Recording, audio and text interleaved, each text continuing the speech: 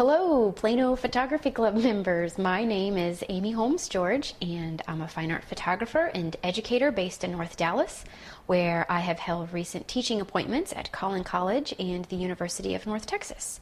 I'm the current president of the Texas Photographic Society, a member of the National Board of Directors of the Society for Photographic Education, and also a founding member of Alt8, an alternative photographic processes group that meets monthly in the Dallas-Fort Worth area. And I would like to thank you all for this opportunity to evaluate your work for the negative space competition. And when reviewing photographic work, I've found that I really like to be taken by surprise. It just gives me great pleasure to discover an image with that genuine staying power, or that ability to retain my attention beyond the average 1.8 seconds viewing time. I absolutely love it when a print gives me pause and asks me questions and shows me something in a way that I've not considered before. And the subject could be as mundane as a spoon. The trick, I think, is to learn to see beyond the identity of the thing itself. And so I encourage you all to keep making photographs, but I would also like to challenge you to photograph your subjects not just for what they are, but for what else they could be. I think transforming the ordinary into the extraordinary is not always a simple feat, visually, technically, conceptually, and otherwise. So I'll start the discussion with the beginners category. My canvas, 8.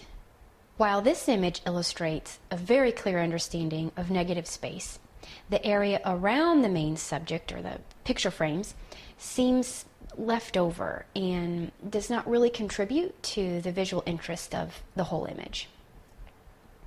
Black hole, 8. I enjoy the dramatic lighting effect and the illusion of movement in this scene. However, my eye is literally traveling into this black hole of sorts, so I'm being directed to look into nothingness, and I'm sort of left wanting more. Key West sunset, 8. This is a lovely rendition of a nautical sunset with gorgeous golden lighting, but it strikes me as a little too familiar.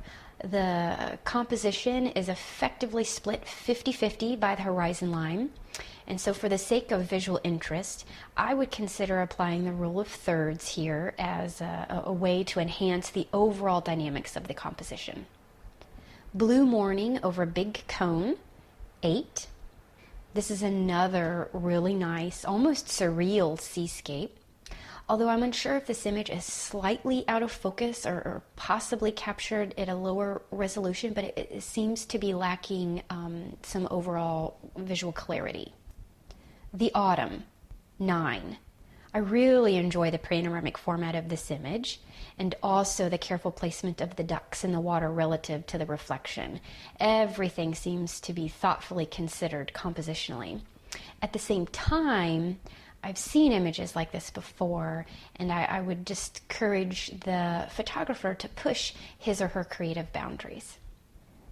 It is always greener on the other side, 9. This is a well-conceived image with great use of shallow depth of field.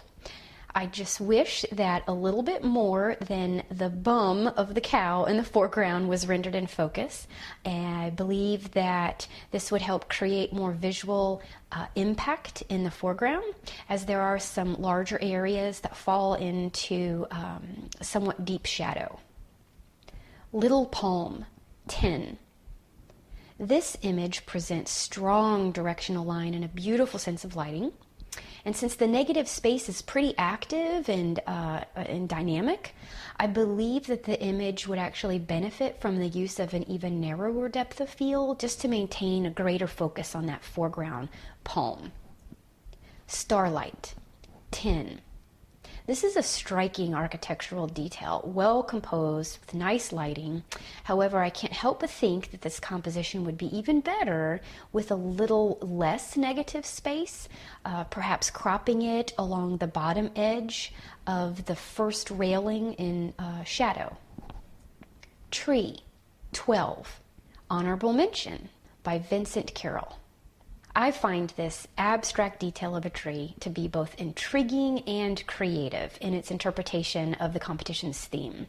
The hyper-real detail is also very appealing to me, and although I recognize the tree for what it is, I also appreciate this shift between a vision that is approaching both microscopic and macroscopic. Pas de deux. 13. Honorable Mention, Nancy Mack. This very simple but truly elegant portrait of a lily is quite sensual, and the rich, deep shadows of the large, perfectly balanced surrounding negative space just really highlight those beautiful forms and colors of the flower. Chinese Woman of Lantern Festival. 14. Third place, Mary Jean Blevins. I'm also attracted to the simple beauty of this image, captured at night, but still retaining exceptional detail, color, and luminosity.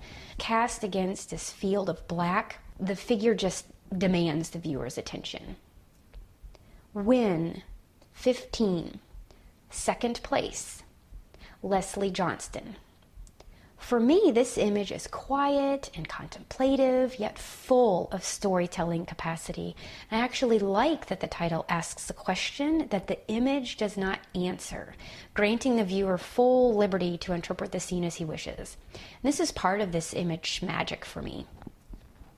Extreme BMX. 15. First place, Aaron Lesher. To be perfectly honest, I was surprised by how much this image kept me coming back for another look. I can't say that I'm a fan of this sport or even sports photography in general. However, I am impressed by the technical skill involved in capturing this image. The amazing detail, lush color, high dynamic range of tones. It's just all perfectly balanced subjects suspended in air. It all works in unison to create just the right amount of balance and tension. There's nothing I would change about this image.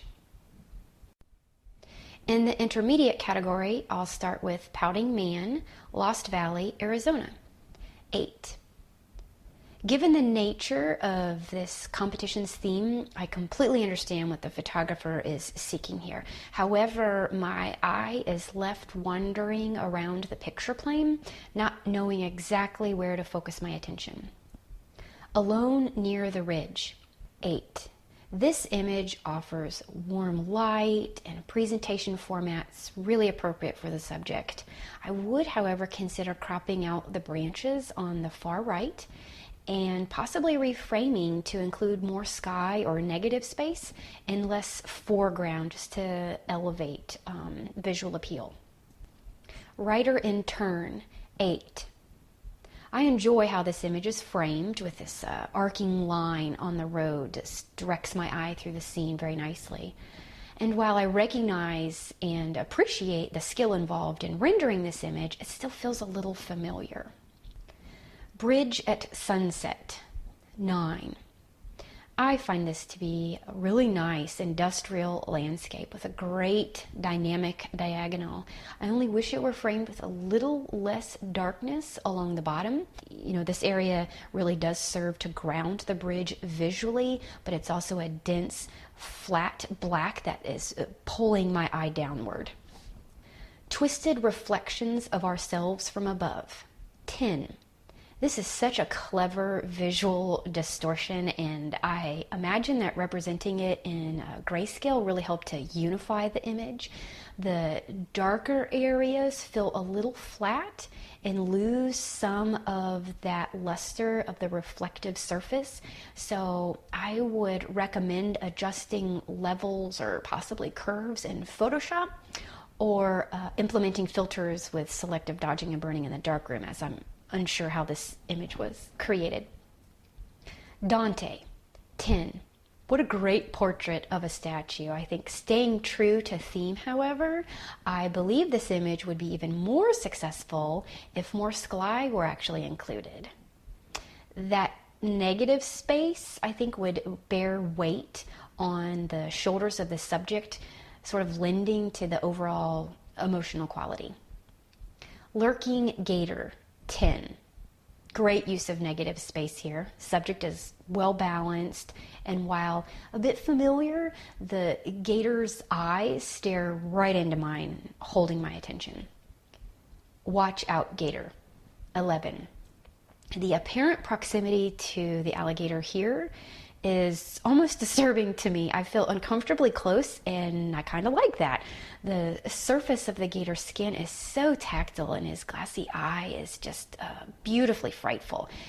To build drama, I might crop the image a little on the left and also along the bottom. The rail station, 12. This image offers an interesting balance of interior-exterior space and lightness versus darkness, and I see a great amount of detail retained here in spite of what I would consider to be a difficult lighting environment. I think if the composition were balanced more asymmetrically, I'd find it even more so appealing. Siblings, 13. Honorable mention, James Edwards. Love the inventive framing here. The rich texture and color of the wall serves as a wonderful canvas or negative space really to frame the children. And the children's facial expressions and placement within this circular window are all really well harmonized. Floating rocks, 14. Third place, Jim Walsh. Stunning technical finesse here. I really enjoy the amount of information that's rendered both above and below the water surface. And these heavy rock forms really do appear to sort of levitate in space, making this image just magically captivating to me. Egret, 15. Second place, Ming Yang.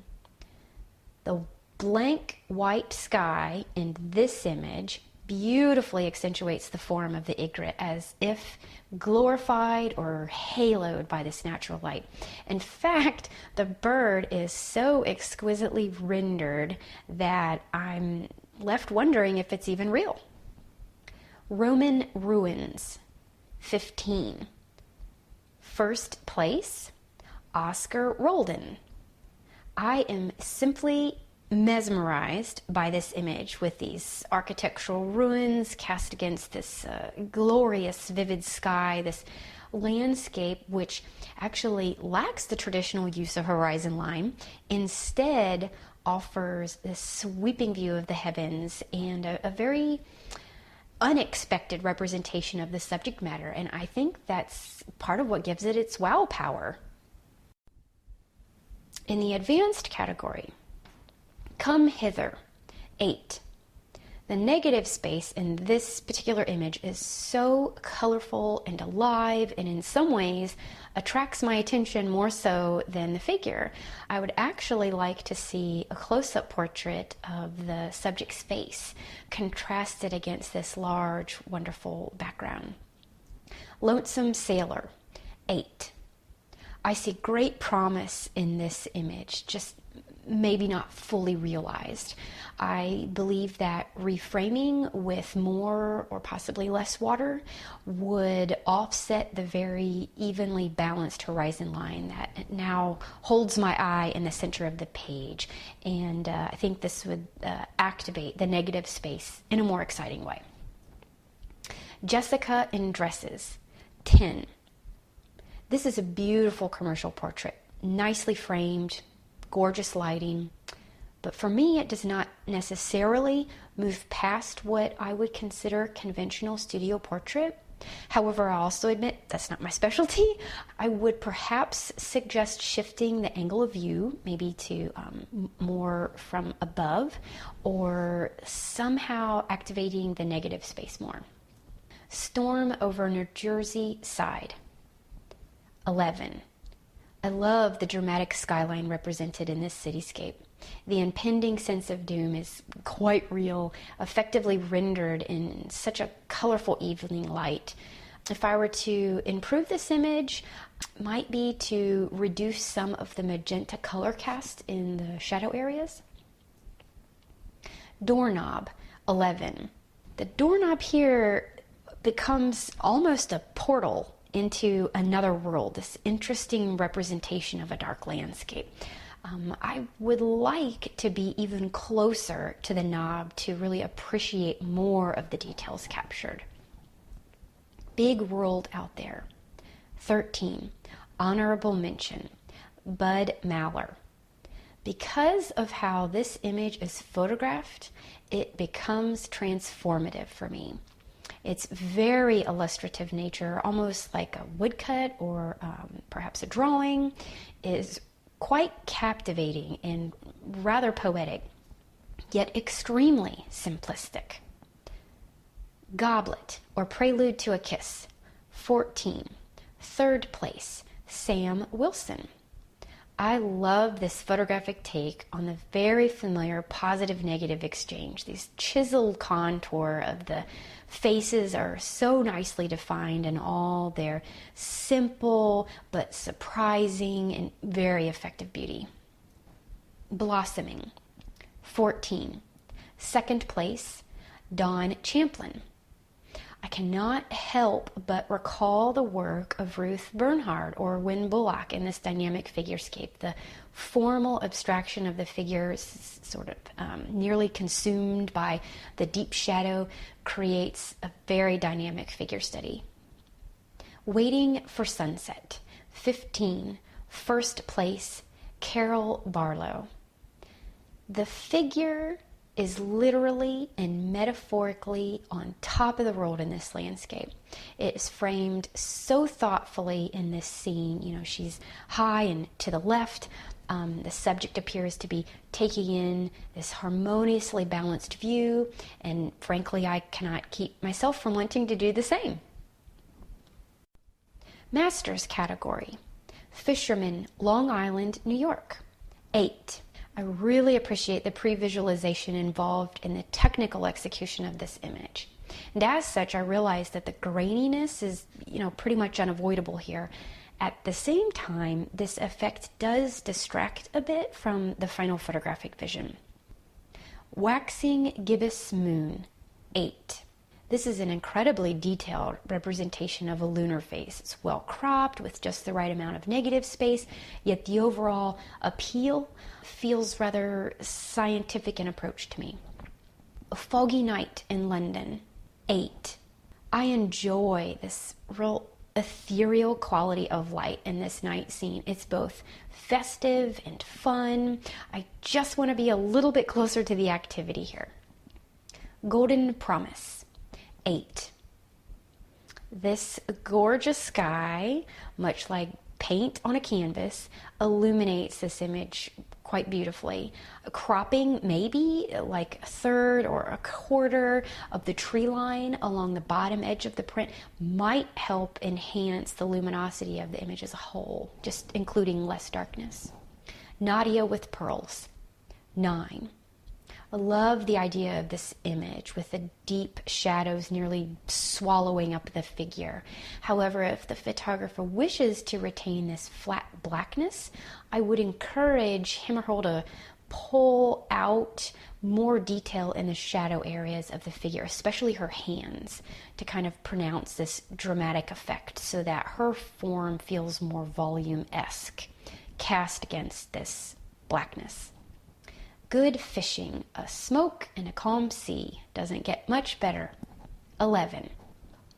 Nice dynamic range of values rendered in this scene. I especially like that the image is presented in black and white. I think it establishes a mood or atmosphere that's really appropriate for the subject. The Shadow Knows. 11. I enjoy this whimsical nature of what I would call a shadow portrait. But I want for something more, possibly repeat this idea, but cast the shadow onto a surface that has more inherent visual appeal, something with greater texture or pattern or color variation. Chrome Classic. 11. The highly polished reflection on the surface of this vehicle is really alluring, and if the photographer has a macro lens, I think that photographing surface details of this kind extremely close could offer some really fantastic abstractions. And also, cropping tightly along all sides and really maximizing those metallic reflections. For instance, I think I see evidence of this little green tree in there, and this just offers a really nice pop of complementary color. Up and away, 12.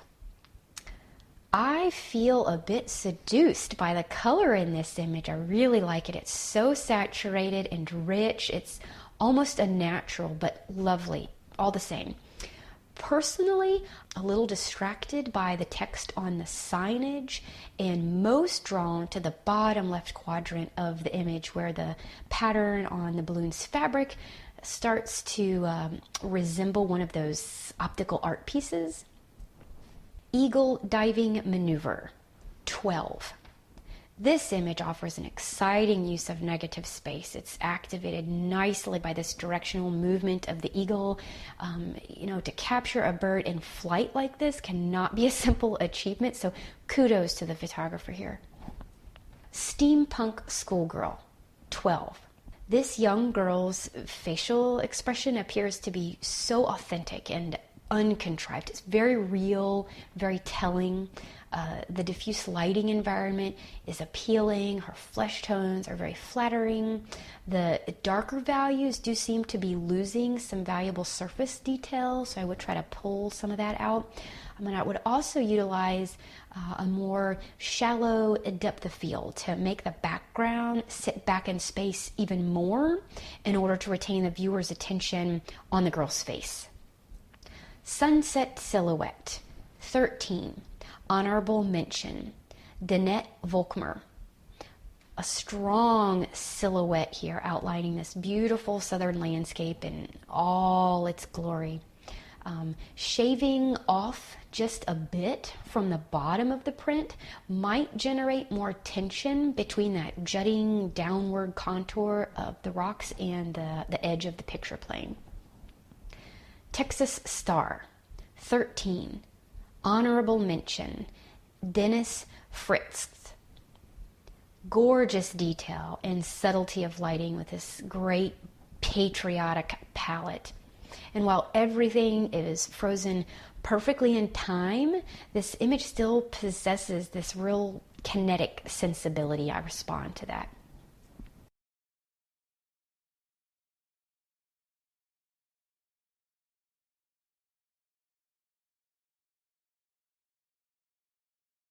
Tiger, this image really holds my gaze, and I love the ambiguity of the subject. Its scale and place is virtually unknown.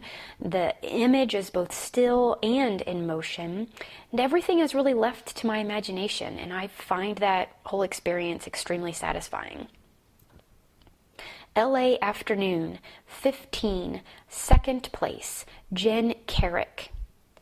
Whether this image demonstrates that moment in time, when everything comes into perfect harmony, or a super convincing technical artistry on the part of the photographer, I don't know, but I absolutely love the surrealistic quality of this image.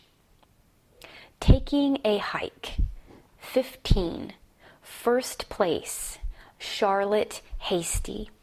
For me, this image is pure magic. Everything about it recalls a dream, suspended in this sort of timeless reality. The mysterious, hazy sky and this strange floating walkway and the enchanting but kind of unnatural underlighting all build visual drama and suspense and kind of suggest this wonderful narrative. And so to conclude, I'm happy to announce that the best of show goes to the image